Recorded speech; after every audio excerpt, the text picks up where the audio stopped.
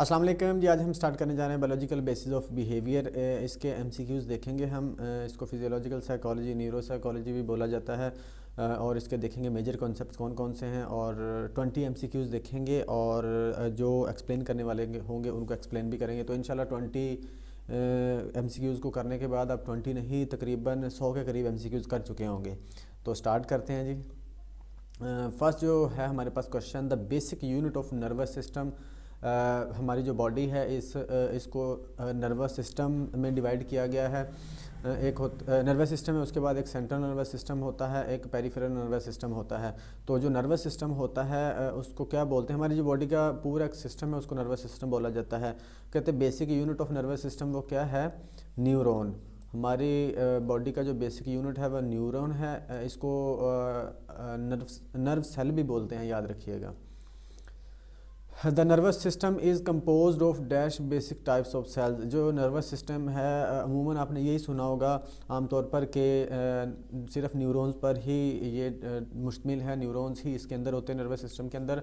नहीं, लेकिन ये 2 सेल होते हैं। नर्वस सिस्टम 2 सेल से मिलकर बनता है। वो कौन कौन सा, वो आगे देखते हैं। न्यूरॉन क्या होता है पहले इसको देख लेते हैं। Neuron is a nerve cell that carries electrical impulses. याद रखिएगा जो न्यूरॉन है ना, ये एक नर्व सेल है। मैंने बोला नर्व सेल भी बोला जा सकता है। कैरीज इलेक्ट्रिकल इम्पल्सेस, ये इम्पल्सेस लेके जाता है। कौन सी, इलेक्ट्रिकल। अगर न्यूरॉन की बात आएगी तो इलेक्ट्रिकल इम्पल्सेस की बात आएगी। Neurons are the basic units of our nervous system. Basic unit है। Neurons have a cell body, इसकी सेल बॉडी होती है जिसको सोमा या साइटिन कहते हैं। डेंड्राइट्स होते हैं और एन एक्सॉन होता है। ये है जी इसकी ये वाली सेल बॉडी है। ये सोमा होता है। उसके बाद ये जो इसकी शाखें निकली हुई हैं ये डेंड्राइट होता है, याद रखिएगा। उसके बाद है एक्सॉन। इस लंबी जो शाख सी जा रही है इसको एक्सॉन बोला जाता है। उसके बाद dendrites and axons are nerve fibres. ये नर्व फाइबर्स होते हैं। These are about 86 billion neurons in the human brain which is about 10% of all brain. वो कहता है कि there are about 10 billion neuron in the human brain. Human brain के अंदर 86 billion neurons होते हैं, sorry, which is about 10% of brain cell. जो brain cell का 10% हैं, इतने ज़्यादा हमारे ब्रेन के अंदर सेल्स होते हैं। छोटा सा ब्रेन है हमारा, देख लें। तो ये है जी इसकी जो आपके सामने बनी है। इसके अंदर अगर कोई पूछे कि न्यूक्लियस कहाँ होता है तो आप बोलोगे सेल बॉडी के अंदर न्यूक्लियस होता है। ये माइलिन शीट है। ये जो एक्सॉन के ऊपर होती है माइलिन शीट होती है। ये जो शाख सी जा रही है लंबी सी, ये एक्सॉन है। इसके जो एक्सॉन के अंदर एक शेल होता है उसको शॉन सेल बोलते हैं और ये नर्व एंडिंग है। आगे बढ़ते हैं जी। अब न्यूरोट्रांसमीटर को देख लेते हैं। चूँकि पीछे यहाँ पर न्यूरोट्रांसमीटर भी दिया गया है, हार्मोन भी दिया गया, ग्लैंड भी दिया गया, न्यूरॉन भी दिया गया। न्यूरॉन को हमने देख लिया, अब हम न्यूरोट्रांसमीटर को देखते हैं। Neurotransmitter are often refer to as a body's chemical messengers. जब न्यूरॉन की बात आएगी तो इलेक्ट्रिकल की बात आएगी, जब न्यूरोट्रांसमीटर की बात आएगी तो केमिकल की बात आएगी। याद रखिएगा, आपका कोई भी टेस्ट है अगर तो वो सिर्फ किसी क्लास का टेस्ट है तो हो सकता है आपसे सिंपल क्वेश्चंस किए गए हों, लेकिन अगर आपका पीपीएससी, एफपीएससी या सीएसएस टाइप का होगा तो उसमें आपको सीधे सीधे क्वेश्चन नहीं दिए जाएंगे। हो सकता है दे भी दें, लेकिन अगर उन्होंने नहीं दिए तो वो कंसेप्चुअल क्वेश्चन होंगे। जैसे न्यूरोट्रांसमीटर वो आपको ऑप्शन दे देता है कि केमिकल, इलेक्ट्रिकल, उसके बाद नन ऑफ दीज, इस तरह के को दे देता है तो वो केमिकल आएगा यहाँ पर। They are the molecules used by the nervous system to transmit messages between neuron and from neuron to muscles. याद रखिए जो न्यूरॉन्स के दरमियान में एक न्यूरॉन से दूसरे न्यूरॉन में जो पैगाम को ट्रांसमिट करना होता है वो न्यूरोट्रांसमीटर्स ने करना होता है, या न्यूरॉन से मसल्स को जो ट्रांसफ़र करना होता है। याद रखिएगा, whether a neurotransmitter is excitatory or inhibitory depends on the receptor it binds to. कहते चाहे, चूँकि न्यूरॉन ट्रांसमीटर्स की 2 टाइप्स होती हैं, एक एक्साइटेटरी, एक इनहिबिटरी। वो कहते कोई भी होगा इनमें से तो यही काम वो करेगा। एक्साइटेटरी क्या होता है? एक्साइटेटरी न्यूरोट्रांसमीटर वो न्यूरोट्रांसमीटर होता है जो एक्शन पोटेंशियल को जनरेट करता है, यानी कि होने देता है। और इनहिबिटरी वो होता है जो उसको ब्लॉक कर देता है। जब ज़रूरत से ज़्यादा होने लगता है या ज़रूरत पूरी हो चुकी होती है तो उस वक्त इनहिबिटरी न्यूरोट्रांसमीटर्स एक्शन अपना प्ले करते हैं, रोल प्ले करते हैं और उसको रोक देते हैं। और ये जब ज़रूरत होती है तो ये अपना एक्शन स्टार्ट कर देते हैं। और ये एक्शन पोटेंशियल हो रहा है जी सारा इसके अंदर, न्यूरोट्रांसमीटर के अंदर एक न्यूरॉन से दूसरे न्यूरॉन के दरमियान जो चीज़ें हो रही है यहाँ पर न्यूरोट्रांसमीटर अपना रोल प्ले करते हैं। एक न्यूरॉन से दूसरे न्यूरॉन में जो पैगाम जाना होता है वो लेके जाते हैं, न्यूरोट्रांसमीटर हेल्प करते हैं एक दूसरे से, एक न्यूरोट्रांसमीटर से दूसरे सॉरी एक न्यूरॉन से दूसरे न्यूरॉन में। ये जो जगह है जहाँ पर ये सारा प्रोसेस हो रहा होता है इसको साइनेप्टिक क्लेफ्ट बोलते हैं, याद रखिएगा। इसको साइनेप्स भी बोलते हैं, साइनेप्टिक क्लेफ्ट भी बोलते हैं। हाँ जी, आगे बढ़ते हैं। उसके बाद है gland. Gland is an organ that release hormone. Gland हमारी बॉडी का एक ऑर्गन होता है जो क्या रिलीज़ करता है, हार्मोन। जब भी हार्मोन्स की बात आएगी तो याद रखिएगा ग्लैंड्स की बात आएगी। एंडोक्राइन अगर सिस्टम को बोला जाएगा तो वो हमारे ग्लैंड्स पर मुश्तमिल होता है, उसमें के अंदर ग्लैंड्स होते हैं, याद रखिएगा। एंडोक्राइन की बात आएगी तो भी ग्लैंड की बात आएगी, ग्लैंड्स की बात आएगी तो हार्मोन्स की बात आएगी। ये रिलीज़ करते हैं हार्मोन, और फिर हार्मोन डिफरेंट अपना रोल प्ले करते हैं बॉडी के अंदर, वो डिफरेंट काम हो सकते हैं। Endocrine glands releases the substances directly into the blood stream. जो एंडोक्राइन, दो टाइप्स के ग्लैंड्स होते हैं, याद रखिएगा, एक एंडोक्राइन ग्लैंड्स, दूसरे एक्सोक्राइन ग्लैंड। जो एंडोक्राइन ग्लैंड्स होते हैं इनको डक्टलेस ग्लैंड भी बोला जाता है। डक्टलेस ग्लैंड से मुराद क्या है, अगर फॉर एग्ज़ाम्पल हमने एक जगह से दूसरी जगह किसी चीज़ को शिफ्ट करना है, फ़र्ज़ कर लें हमने वाटर को ही शिफ्ट करना है एक जगह से दूसरी जगह, तो हम नल से एक पाइप लगाते हैं और दूसरी जगह उसको ट्रांसफ़र करते हैं। ये हो गया जी, हमारे पास एक सोर्स हमने यूज़ कर लिया, यानी कि पानी का जो सोर्स है उसको, उसके दरमियान में और अगला जो जहाँ पर हमने पहुँचाना है उसके दरमियान में एक सोर्स यूज़ कर लिया जिसको पाइप बोला जाता है। ये जो एंडोक्राइन ग्लैंड्स होते हैं ना, ये जो अपना हार्मोन रिलीज़ करते हैं ना, वो डायरेक्ट ब्लड में करते हैं। उसके दरमियान में कोई भी सोर्स नहीं होता, यानी कि कोई भी पाइप टाइप या कोई और तरह का सोर्स नहीं होता जिसके थ्रू ये मतलब पहले रिलीज़ करें फिर उसके थ्रू आगे पहुंचेगा, ऐसे नहीं होता। ये डायरेक्ट ब्लड के अंदर हार्मोन को रिलीज़ कर देते हैं। अब exocrine glands release the substance into a duct or opening to the inside or outside of the body. ये जो एक्सोक्राइन ग्लैंड्स होते हैं ये समझ लें एक पाइप यूज़ करते हैं जिसको डक्ट बोलते हैं। ये डक्टलेस होते हैं, यानी कि कोई पाइप या कोई सोर्स यूज़ नहीं करते एक जगह से दूसरी जगह हार्मोन को पहुंचाने के लिए। ये जो एक्सोक्राइन होते हैं ये यूज़ करते हैं सोर्स को एक जगह से दूसरी जगह हार्मोन्स को पहुंचाने के लिए। तो ये डिफरेंस है इनमें। जो एंडोक्राइन, इसको डक्टलेस ग्लैंड्स भी बोला जाता है, एक्सोक्राइन को डक्ट वाला ग्लैंड बोला जाता है। डक्टलेस यानी कि ये ब्लड के अंदर जो हार्मोन्स होते हैं ये ब्लड के अंदर पाए जाते हैं, ब्लड स्ट्रीम के अंदर पाए जाते हैं, और जो एंडोक्राइन ग्लैंड्स है ये डायरेक्ट ब्लड स्ट्रीम में खारिज होते हैं, जबकि जो दूसरे एक्सोक्राइन वो डायरेक्ट नहीं होते। आगे बढ़ते हैं जी। उसके बाद हाँ जी, हो गया question number 3, nervous system composed of cells. Nervous system मैंने पीछे हमने बात की थी कि दो टाइप्स के सेल्स होते हैं, वो कौन कौन से अब देखते हैं। Glial and white blood cells, neurons and blood cells, neuron and glial cells, none of these. Neuron and glial cells ये दो टाइप्स के सेल्स होते हैं जो हमारे नर्वस सिस्टम के अंदर मौजूद होते हैं। न्यूरॉन मेजर है हमारा मेन जो है सेल, जबकि ग्लाइल सेल इसको प्रोटेक्ट कर रहे होते हैं, इसको समझ ले कि इसकी हेल्प कर रहे होते हैं। जो ग्लाइल सेल न्यूरॉन की हेल्प कर रहे होते हैं, इसको प्रोटेक्ट भी कर रहे होते हैं अपने फंक्शंस को परफॉर्म करने में। तो ये दो तरह के सेल्स होते हैं हमारे नर्वस सिस्टम में, याद रखिएगा, न्यूरॉन और glial cells. Dash split the cerebrum into 2 main parts. Cerebrum को दो मेन पार्ट्स में डिवाइड करता है, पोन्स, सेरिबेलम, कॉर्पस कैलोजम या सेरिब्रल कॉर्टेक्स। ये हमारा आंसर आएगा। वो कहता है कि हमारे पास जो हमारा मेन पार्ट होता है ब्रेन का उसको सेरिब्रम बोला जाता है। उसको दो पार्ट्स में, चूँकि एक लेफ्ट हेमिस्फेयर और राइट हेमिस्फेयर दो स्फेयर्स होते हैं, तो उसको कौन डिवाइड करता है, वो होता है जी कॉर्पस कैलोजम। इसको हम देखते हैं आगे। ये जो ये कॉर्पस कैलोजम जो होता है ये हमारे हेमिस्फेयर्स को डिवाइड करता है 2 पार्ट्स में और इनको कनेक्ट भी करता है। तो ये जो तमाम टर्म्स हैं इनको हम देख लेते हैं एक दफ़ा। The functions of the nervous system are performed by 2 types of cells. 2 cells होते हैं, एक न्यूरॉन्स होते हैं which transmit signals between them or from one part of the body to another part. ये जो होते हैं न्यूरॉन जो होते हैं एक जगह से दूसरी जगह पैगाम को ट्रांसफ़र करते हैं, यानी कि एक न्यूरॉन से दूसरे न्यूरॉन में बॉडी के अंदर। और न्यूरॉन की हमने डेफिनेशन पढ़ लिया है। उसके बाद ग्लाइल सेल या इसको ग्लिया भी कहते हैं, विच रेगुलेट होमोस्टेसिस, जो होमोस्टेसिस को रेगुलेट करता है, यानी कि बैलेंस मेंटेन रखता है। Providing support and protection of to the function of the neurons. Neurons को सपोर्ट प्रोवाइड करते हैं और प्रोटेक्शन प्रोवाइड करते हैं, याद रखिएगा। मैंने पहले बताया दो टाइप्स के सेल्स होते हैं जो हमारे नर्वस सिस्टम के अंदर, न्यूरॉन और ग्लाइल सेल। ग्लाइल सेल इसको सपोर्ट और प्रोटेक्शन प्रोवाइड करते हैं। आगे आ जाते हैं हमारे पास हेमिस्फेयर जो डिवाइड करता है corpus callosum. Two hemispheres in your brain are connected by a thick bundle of more than 20 million nerve fibres called the corpus callosum. ये वाला जो पोर्शन है जी, ये कंसिस्ट होता है किस पर, फाइबर्स पर, 200 मिलियन नर्व फाइबर्स पर, जो दोनों हेमिस्फेयर्स को आपस में मिलाता है, लेफ्ट हेमिस्फेयर और राइट हेमिस्फेयर्स को। इसको कॉर्पस कोलेजम कहते हैं। That ensures both sides of the brain can communicate and send signal to each other. और दोनों को अलहदा भी करता है, दोनों को जोड़ता भी है, और इसके अलावा दोनों में कम्युनिकेशन और सिग्नल ट्रांसफ़र का काम भी इसी के थ्रू हो रहा होता है, याद रखिएगा। इसके अंदर देख ले कितने सारे हमने कर लिए हैं क्वेश्चन। नेक्स्ट आ जाते हैं pons. The pons gets its name from the Latin word for bridge. याद रखिएगा, लैटिन वर्ड है उसको जिसका मीनिंग है ब्रिज, यानी कि एक ब्रिज का काम कर रहा होता है pons. And it connects the rest of the brain stem to the cerebral cortex. ये ब्रेन स्टेम को सेरिब्रल कॉर्टेक्स से जोड़ता है। यहाँ पर है जी पोन्स, ये ब्रेन स्टेम को, यानी कि यहाँ से नीचे लैदा होता है, ऊपर लैदा होता है, ये पोन्स ही हैं जो इसको ऊपर वाले हिस्से से जोड़ते हैं ब्रेन स्टेम को।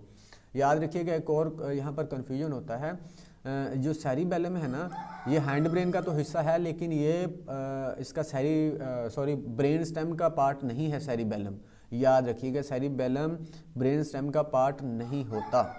A structure on the brain stem that lies above the medulla, medulla के ऊपर, रेगुलेट स्लीप। पोन्स क्या करती है, रेगुलेट करती है हमारी स्लीप को, अराउजल को, कॉन्शियसनेस को और सेंसरी प्रोसेसेस को। ये पोन्स का काम होता है, ये रोल होता है, ये फंक्शंस होते हैं। पोन्स हमारी स्लीप को रेगुलेट करती है, अराउजल, कॉन्शियसनेस और उसके बाद साथ साथ सेंसरी प्रोसेसेस को ये अपना रोल प्ले कर रही थी इनके अंदर। ये हमारा हैंड ब्रेन है जी, ये फोर ब्रेन है, ये मिड ब्रेन है। इसके बारे में आगे जाके भी इंशाल्लाह हम पढ़ेंगे। उसके बाद आ जाते हैं जी सेरिब्रल कॉर्टेक्स, क्योंकि वहाँ पर एक और ऑप्शन था सेरिब्रल कॉर्टेक्स, तो ये देखते हैं क्या होता है। The cerebral cortex is a sheet of neural tissues that is outmost to the cerebellum of the mammalian brain। वो कहते हैं कि ब्रेन के जो हमारा ब्रेन का पार्ट होता है सेरिब्रम जिसको बोला जाता है, जो दो हेमिस्फेयर पर मुश्तमिल होता है, उसकी जो आउटर मोस्ट लेयर होती है ना, उसको बोला जाता है सेरिब्रल कॉर्टेक्स। उसको बोलते हैं सेरिब्रल कॉर्टेक्स। यहाँ पर ये बताया भी गया है सेरिब्रल कॉर्टेक्स क्या होती है। ये जो ग्रे कलर आपको नज़र आ रहा है, ये सेरिब्रल कॉर्टेक्स है हमारा, याद रखिएगा। अच्छा, it has up to 6 layers of nerve cells. ये नर्व सेल्स के 6 लेयर्स होती हैं नर्व सेल्स की। It is covered by the meninges, meninges से कवर होते हैं। And often refer to as grey matter. इसको ग्रे मैटर भी बोला जाता है। अगर बोला जाए कि सेरिब्रल कॉर्टेक्स कंसिस्ट ऑफ, तो ग्रे मैटर आएगा। The cortex has been divided into 4 lobes. ये जो लोब्स होते हैं वो सेरिब्रल कॉर्टेक्स का ही, यानी कि सेरिब्रल कॉर्टेक्स को 4 लोब्स में डिवाइड किया होता है। Using certain consistently present sulci as landmarks. और ये जो सेरिब्रल कॉर्टेक्स होता है, जो लोब्स होते हैं, इनमें सल्सी मौजूद होती है, जिसको सल्सस भी बोला जाता है। यानी कि ये जो तहें सी होती है ना, ये आपको नज़र आ रही है, जो तह सी होती है, इसको सल्सी बोलते हैं या सल्सस बोलते हैं। अब यहाँ पर 4 जो टाइप्स हैं हमारे पास लोब्स की, frontal lobe, parietal lobe, occipital lobe और टेम्पोरल लोब, याद रखिएगा। उसके बाद नेक्स्ट आगे बढ़ते हैं हम। Question number 5, when positively charged particles enter the neuron the process is called. जब पॉजिटिवली चार्ज्ड पार्टिकल्स एंटर हो रहे होते हैं न्यूरॉन के अंदर, तो उसको क्या बोला जाता है, उसको बोला जाता है डीपोलराइजेशन। याद रखिएगा, ये भी सारी टर्म्स हम आगे देखते हैं। ये पोलराइजेशन का कॉन्सेप्ट भी हम क्लियर करते हैं इंशाल्लाह। The 4 lobe are located in. जो लोब्स होते हैं वो कहाँ पर लोकेटेड होते हैं। मैंने अभी हमने जिक्र किया कि जो हमारा सेरिब्रम होता है, उसकी जो तह होती है, आउटर मोस्ट तह, उसको बोलते हैं सेरिब्रल कॉर्टेक्स। और सेरिब्रल कॉर्टेक्स ही 4 लोब्स पर डिपेंड कर, यानी कि 4 लोब्स उस सेरिब्रम कॉर्टेक्स को ही 4 लोब्स में डिवाइड किया गया है। और वो कहाँ पर होता है, हेमिस्फेयर। ये मैंने आपको बताया कि आपको कॉन्सेप्चुअल क्वेश्चन भी पूछे जा सकते हैं, यानी कि सेरिब्रल कॉर्टेक्स अगर पूछा जाएगा वो भी 4 लोब में आएगा, सेरिब्रम पूछा जाएगा वो भी 4 लोब में आएगा, हेमिस्फेयर कहा जाएगा तो भी 4 लोब्स में आएगा। ये देख लें, इसको डिफरेंट तरीकों से आपने, इसीलिए तो कहा जाता है कि कॉन्सेप्ट क्लियर कर लें एक दफ़ा, फिर क्वेश्चन वो जैसा मर्जी दे दे आप उसको कर लेते हो। लेकिन अगर आप ऊपर ऊपर से करके जाते हो, कॉन्सेप्ट क्लियर नहीं करते, तो चीज़ें आपकी कन्फ्यूजन में ही रह जाती हैं। अब ये वाला हम कॉन्सेप्ट क्लियर करते हैं, पोलराइजेशन, डीपोलराइजेशन, सेमी परमेबिलिटी वगैरह, इसको देखते हैं। यहाँ पर साइनेप्टिकल ट्रांसमिशन है, पहले इसको देख लेते हैं जी। Synaptical transmission is a process by which one neuron communicates with another. Synaptic transmission ये होती है जब एक न्यूरॉन दूसरे न्यूरॉन के साथ कम्युनिकेट कर रहा होता है, तो उसको ट्रांसमिशन कहते हैं, साइनेप्टिक ट्रांसमिशन। जो साइनेप्टिक क्लेफ्ट के थ्रू हो रही होती है, साइनेप्स के थ्रू हो रही होती है। Synaptic transmission is the biological process by which a neuron communicates with the target cell across a synapse, यानी कि जहाँ जिसके साथ उसने करनी होती है। Chemical synaptic transmission involves the release of a neurotransmitter. अब यहाँ पर बात आ जाती है, जो न्यूरॉन होते हैं वो पूरी बॉडी में एक जगह से दूसरी जगह मैसेज को लेके जाते हैं। जो न्यूरोट्रांसमीटर होते हैं उनका काम एक न्यूरॉन से दूसरे न्यूरॉन में जब ट्रांसमिट हो रही होती है इंफॉर्मेशन, तो वहाँ पर अपना रोल प्ले करते हैं, साइनेप्स में या साइनेप्टिक क्लेफ्ट के अंदर अपना रोल प्ले करते हैं। From the pre synaptic neuron कहता है involves the release of a neurotransmitter from the pre synaptic neuron. Pre synaptic neuron यानी कि जो ट्रांसफ़र कर रहा होता है वहाँ से, उसको प्री साइनेप्टिक कहते हैं, और जो रिसीव कर रहा होता है उसको पोस्ट साइनेप्टिक कहते हैं, याद रखिएगा। अब आगे आते हैं जी पोलराइजेशन। पोलराइजेशन क्या होता है? A membrane with the positive electrical charge on one surface and a negative charge on the other surface which produces the resting potential in living cells। मतलब कि electrical charge on one surface and the negative charge on the other surface, एक side पर positive और दूसरी side पर negative charge होता है, यानी कि रेस्ट की हालत में जब मेम्ब्रेन होगी तो उसको पोलराइजेशन बोला जाएगा। अब आगे रेस्ट की हालत में जब होगी तो उसको पोलराइजेशन बोला जाएगा, याद रखिएगा। जब कोई भी तबादला नहीं हो रहा होगा, ना पॉजिटिव आयन का ना नेगेटिव आयंस का, तो उसको पोलराइजेशन बोला जाता है, या उसको रेस्टिंग हालत या रेस्टिंग पोजीशन भी बोला जाता है। अब देखते हैं जी डीपोलराइजेशन क्या होता है। Depolarisation is when the membrane potential becomes positive. जब मेम्ब्रेन के अंदर जो पोटेंशियल है वो बिकम्स पॉजिटिव, जब पॉजिटिव हो जाता है तो उसको डीपोलराइजेशन बोला जाता है। इसको थोड़ा सा पढ़ लेते हैं, फिर इसको आगे मैं डायग्राम से भी आपको समझा दूंगा कि ये सारी चीज़ें क्या होती है। यानी कि ये याद रखिए, जब पॉजिटिव चार्ज ज़्यादा हो जाता है तो वो डीपोलराइजेशन कहलाता है। इन न्यूरोसाइंस रीपोलराइजेशन एक और टर्म है। Repolarisation refer to the change in membrane potential that returns it to a negative value just after the depolarisation. वो कहते हैं कि रीपोलराइजेशन वो अमल होता है जब पॉजिटिव चार्ज आ रहा होता है, यानी कि डीपोलराइजेशन का अमल हो चुका होता है, ये अपनी हाईएस्ट लेवल पर पहुंच चुका होता है। उसके बाद उसको नीचे उसके बाद वो जो प्रोसेस नीचे आ रहा होता है, यानी कि वो जो चीज़ नीचे आ रही होती है वो लहर, उसको बोलेंगे रीपोलराइजेशन, यानी कि दोबारा से वापस आना, उसको रीपोलराइजेशन बोला जाएगा। This phase occur after the cell reaches its highest voltage from depolarisation. Depolarisation की वजह से जब वो हाईएस्ट वोल्टेज पर पहुंच जाता है। हाइपरपोलराइजेशन एक और टर्म होती है। Hyperpolarisation is when the membrane potential becomes more negative at a particular spot on the neuron's membrane के अंदर जब वो डीपोलराइजेशन यानी कि पॉजिटिव होता है, उसके बाद डीपोलराइजेशन वो वापस आ रहा होता है। जब वो वापस आ रहा होता है तो वो नॉर्मल होने की बजाय अगर उससे नॉर्मल से नीचे चला जाए, यानी कि नेगेटिव साइड पे चला जाए, तो उसको हाइपर पोलराइजेशन बोला जाएगा। ये न्यूरॉन के अंदर जब प्रोसेस हो रहा होता है, यानी कि जब कोई एक्सटेंट पोटेंशियल हो रहा होता है उस वक्त की ये सारी टर्म्स होती हैं, उस वक्त ये सारा कुछ हो रहा होता है। अब इसको आप डायग्राम से अच्छे से समझ लेंगे। डायग्राम देखते हैं। यहाँ पर है जी, ये हमारे पास डायग्राम, ये इस वक्त यहाँ पर फर्ज कर लें ये रेस्टिंग पोजीशन है, ये वाली, ये समझ ले रेस्टिंग पोजीशन है, या ये वाली समझ ले रेस्टिंग पोजीशन है। इस पर कोई मतलब नहीं है, कुछ भी नहीं है, पोलराइज्ड है यहाँ पर मेम्ब्रेन, ठीक है, पोलराइजेशन है यहाँ पर हो चुकी। अब यहाँ पर अगर पॉजिटिव चार्ज आए, यानी कि जो सोडियम आयन है, सोडियम पॉजिटिव आयन है, वो अगर मेम्ब्रेन के अंदर दाखिल हो जाते हैं तो फिर ये डीपोलराइजेशन होती है। ये ग्राफ ऐसे जा रहा होता है, यहाँ पर आ जाता है एक्शन पोटेंशियल।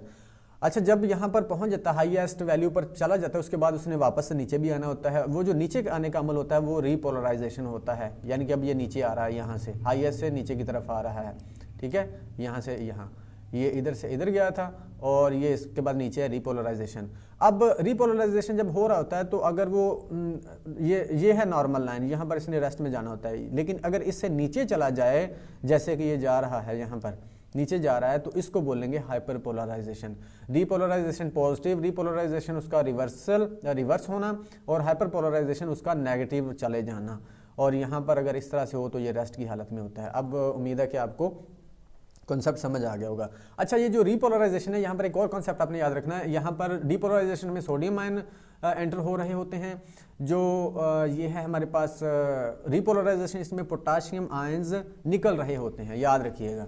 तो ये रीपोलराइजेशन होता है, यहाँ पर सोडियम आयन एंटर हो रहे होते हैं और यहाँ पर पोटाशियम आयन निकल रहे होते हैं। ये भी आपने याद रखना है, ये भी कॉन्सेप्ट पूछा जा सकता है, यानी कि इसके अंदर कितनी चीज़ें हम देख सकते हैं अगर इसको कॉन्सेप्चुअल हमने समझना हो तो। एक और चीज़ें यहाँ पर अगर हाइपर पोलराइजेशन हो रही है ना, तो इसका मतलब है कि उस पर नेगेटिव चार्ज आ गया। पोटाशियम आयन निकलेंगे तो उस पर नेगेटिव चार्ज आएगा, याद रखिएगा।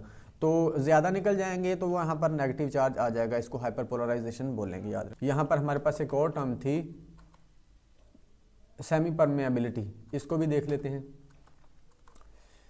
ये भी इसका भी कॉन्सेप्ट एक ही दफ़ा पहले समझते हैं परमिएबल क्या होता है। परमिएबल को आप इसका अगर सिनोनिम मैं बताऊं आपको बनाना चाहें तो वो होगा परमिशन को समझ लें। Most things can pass through, membrane ना मखसूस सेल्स को, मखसूस आयंस को परमिशन देती है एंटर होने की या निकलने की। तो अगर वो निकलने का जो तरीका होती है उसको टर्म को बोलेंगे permeable. Most things can pass through, अगर तो मतलब कोई भी चीज़ आए और पास हो सके, गुजर सके, या एंटर हो सके या निकल सके, उसको बोलेंगे परमिएबल। मतलब most things can pass through, mostly things जो हैं वो गुजर सकती हैं। अच्छा, इम्परमेबल क्या होता है? Nothing can pass through. Impermeable अगर टर्म यूज़ होगी तो इसका मतलब है कोई भी चीज़ पास नहीं कर सकती, कोई भी ना गुजर सकती है ना निकल सकती है, इसको इनपरमेबल कर दें। सेमी परमेबल क्या होगा? Smaller molecules pass through but not larger molecules. Semi permeable यानी कि कुछ चीज़ों को गुजरने देगी, कुछ को नहीं गुजरने देगी। स्मॉल को गुजरने देगा और लार्ज को नहीं गुजरने देगा। सिलेक्टिव परमेबल, सिलेक्टिव का मतलब मखसूस जिनको सिलेक्ट किया जाएगा गुजरने के लिए वही गुजरेंगे। उसके बाद नीचे बताया गया है सेल मेम्ब्रेन और सिलेक्टिवली परमेबल। जो सेल मेम्ब्रेन होती है ना, वो सिलेक्टिवली परमेबल होती है, यानी कि उसने मखसूस चीज़ों को, मखसूस आयंस को ही गुजरने देना होता है, ये नहीं कि हर कोई गुजर जाए या छोटे बड़े गुजर जाएं। सिलेक्टिवली परमेबल होती है, पता होता है कि किसको गुजरने देना है, किसको नहीं गुजरने देना। नेक्स्ट देखते हैं जी, यहाँ पर मेरे ख्याल में कुछ और टर्म्स भी हैं। हाँ जी, थैलमस और हाइपरथैलमस, इसको हाइपोथैलमस सॉरी, इसको भी देख लेते हैं। A major role of thalamus is to support the motor and language system. Motor language system को सपोर्ट करता है हमारा thalamus. Damage to the thalamus can lead to the permanent coma. अगर ये हमारा थैलमस को नुकसान होगा तो हो सकता है कि बंदा परमानेंटली कोमा में चला जाए, याद रखिएगा। The important function of hypothalamus is to link the nervous system. ये उसके अंदर सेरिब्रम का पार्ट होते हैं थैलमस और hypothalamus. The important function of hypothalamus is to link the nervous system to the endocrine system. ये हाइपोथैलमस जो होता है नर्वस सिस्टम को एंडोक्राइन सिस्टम से जोड़ता है। एंडोक्राइन सिस्टम में होता है क्या होता है? ग्लैंड सिस्टम, जिसमें ग्लैंड्स होते हैं। ग्लैंड क्या करते हैं? हार्मोन खारिज करते हैं। We are the pituitary gland. Thalamus जो हाइपोथैलमस होता है, जो पिट्यूटरी ग्लैंड्स के थ्रू इसको नर्वस सिस्टम को एंडोक्राइन सिस्टम से जोड़ता है। ये हाइपोथैलमस पिट्यूटरी ग्लैंड से कम्युनिकेट करके जोड़ता है। जो पिट्यूटरी ग्लैंड होता है ये मास्टर ग्लैंड भी बोला जाता है, क्योंकि ये दूसरे ग्लैंड को भी कंट्रोल करता है। इट ऑल्सो सेक्रेट्स हार्मोन्स, ये हार्मोन्स भी रिलीज़ करता है। याद रखिए, ग्लैंड्स तो खारिज करते हैं, हाइपोथैलमस भी ग्लैंड्स को हार्मोन्स को रिलीज़ करता है। ये भी एमसीक्यूज बन सकता है, क्वेश्चन बन सकता है, याद रखिएगा। उसके बाद hemispheres, one half of the cerebrum, the part of the brain that controls muscles functions and also control speech. ये हमारे जो हेमिस्फीयर्स होते हैं, जिसको सेरिब्रल कॉर्टेक्स भी बोला जाता है, उनकी आउटरमोस्ट लेयर को, और उसको सेरिब्रम भी बोला जाता है। उसके दो पार्ट्स होते हैं, एक लेफ्ट हेमिस्फीयर और राइट हेमिस्फीयर, उसको हेमिस्फीयर्स भी बोला जाता है। क्या होता है? वो कहते हैं मसल फंक्शन को कंट्रोल करते हैं, also control speech, thought, emotions, reading, writing, learning. ये तमाम चीज़ें इसी के थ्रू कंट्रोल हो रही होती है। The right hemisphere controls the muscle on the left side. याद रखिएगा कि ये भी अहम चीज़ है कि जो हमारा राइट हेमिस्फीयर है वो लेफ्ट साइड को कंट्रोल करता है, जो हमारा लेफ्ट हेमिस्फीयर है वो राइट साइड को कंट्रोल करता है, याद रखिएगा। हेमिस्फीयर हमने पीछे देखा था, वो भी आपको दिखाई देता हूँ। चलो, ये वाले हेमिस्फेयर, ये एक हेमिस्फेयर है, एक ये हेमिस्फेयर है, यानी कि ये दो पार्ट्स में डिवाइड होते हैं। हाँ जी, नेक्स्ट हम देखते हैं question number 7। Language comprehension is associated with aphasia, Broca area, Wernicke's area या एग्नोजिया। वो कहता है लैंग्वेज कंप्रीहेंशन किसके साथ एसोसिएटेड होता है, तो वर्निक्स एरिया के साथ एसोसिएटेड होता है ये स्पीच कंप्रीहेंशन या लैंग्वेज कंप्रीहेंशन। अगर लैंग्वेज कंप्रीहेंशन आएगा तो फिर भी वर्निक्स एरिया लगाएंगे, अगर स्पीच कंप्रीहेंशन आएगा तो भी वर्निक्स एरिया लगाएंगे। अब इनके बारे में भी जान लेते हैं, पहले ये क्वेश्चन पढ़ लेते हैं नीचे वाला। The pons act as a bridge between the medulla and other brain areas and influence activity, sleep and arousal, motor behaviour, high reasoning. यहाँ पर भी देखें ब्रिज का काम करती है, जो किसको जोड़ती है, मेडोला और अदर ब्रेन एरियाज, दूसरे ब्रेन एरियाज को, जो इन्फ्लुएंस करते हैं किसको, जो इन्फ्लुएंस करती है किसको करती है, पोन्स किसको इन्फ्लुएंस करते हैं, स्लीप और अराउजल। स्लीप और अराउजल आएगा इसका आंसर। अब नेक्स्ट इन चीज़ों को देख लेते हैं। अफेजिया क्या होता है, is a condition that affect the ability to communicate. Aphasia जहाँ पर कम्युनिकेशन में मतलब प्रॉब्लम की बात आएगी तो वहाँ पर अफेजिया आएगा, याद रखिएगा। जहाँ पर कम्युनिकेशन में प्रॉब्लम आ रही होगी तो अफेजिया आएगा। इस टर्म को अफेजिया कहते हैं या डिसऑर्डर को अफेजिया कहते हैं। It can affect your ability to speak, write and understand language both verbal and written. यानी कि कम्युनिकेशन में सारी चीज़ आ जाएंगी, स्पीकिंग भी आ जाएगी, राइटिंग और अंडरस्टैंडिंग लैंग्वेज भी आ जाएगी, both verbal and written. Aphasia typically occurs suddenly after a stroke or head injury, यानी कि जब स्ट्रोक या हेड इंजरी होती है तो उस वक्त अफेजिया हो सकता है, यानी कि इसकी वजह हेड इंजरी या स्ट्रोक होता है। The 3 kinds of aphasia are Broca's area, इसकी 3 टाइप्स होती हैं, ब्रोका एरिया, वर्निक्स अफेजिया और global aphasia. All 3 interfere with your ability to speak and understand language, यानी कि कम्युनिकेशन में ही प्रॉब्लम कर रहे होते हैं। उसके बाद एग्नोजिया क्या होता है, typically is defined as the inability to recognise sensory stimuli. Agnosia जहाँ पर वो सेंसेस को सही से रिकग्नाइज ना कर पाए, जो सेंसेस इंफॉर्मेशन होती है उसको रिकग्नाइज ना कर पाए तो उसको एग्नोजिया बोलेंगे, याद रखिएगा। ये जो दूसरे हमारे पास ब्रोका एरिया, वर्निक्स एरिया, इसको आगे जाके पढ़ते हैं। अच्छा जी, स्पीच कंप्रीहेंशन पीछे हमने ये पढ़ी है, यहाँ पर स्पीच कंप्रीहेंशन और स्पीच प्रोडक्शन, इसको भी देख लेते हैं। स्पीच कंप्रीहेंशन क्या होता है, is ability to hear sounds and transfer them into information. Speech comprehension जो एनवायरनमेंट से हम चीज़ें ले रहे होते हैं उसको एक इन्फॉर्मेशन में ट्रांसफ़र करके अपनी मेमोरी में सेव करना, उसको स्पीच कंप्रीहेंशन कहते हैं। Speech production is the process of uttering articulate sounds और वर्ड्स। हम जो वर्ड्स बोल रहे होते हैं उसको किस तरह से बोलना है, किस तरह से हमने मीनिंग्स बनाने हैं, उसके मीनिंगफुल साउंड निकालना है, उसको बोलते हैं स्पीच प्रोडक्शन। यानी कि हम जो बोल रहे होते हैं वो स्पीच प्रोडक्शन होती है। तो अच्छा जी, ब्रोका एरिया क्या करता है, लोकेटेड इन लेफ्ट हेमिस्फेयर में होता है, is associated with the speech production. ये जो स्पीच प्रोडक्शन होती है, किस तरह से हमने बोलना है, क्या बोलना है, वो लेफ्ट हेमिस्फेयर में होता है और यही ब्रोका एरिया ही ये सारे काम कर रहा होता है।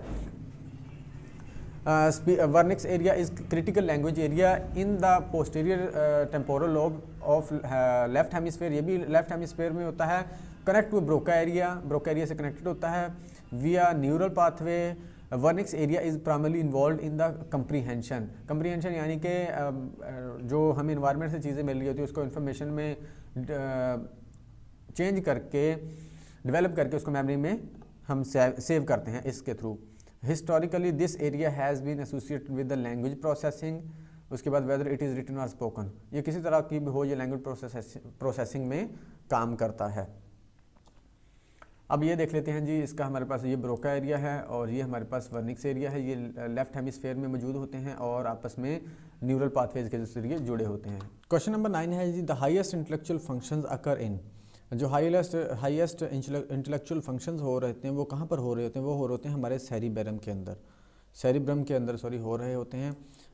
तो याद रखिएगा सेरिब्रम क्या होता है, इसको हमारे जो हेमिस्फेयर्स भी बोला जाता है, इस 2 पार्ट्स में डिवाइड होता है, लेफ्ट हेमिस्फेयर और राइट हेमिस्फेयर। और क्वेश्चन नंबर 10 है हमारे पास, what is the corpus callosum. जो इसके बारे में हमने पहले भी पढ़ लिया कि the main fibre bundle connecting the hemispheres, 2 hemisphere को जो मिला रहा होता है, जो फाइबर्स का बंडल होता है उसको कॉर्पस कैलोजम कहते हैं। तो ये हमारा पार्ट 1 था जी।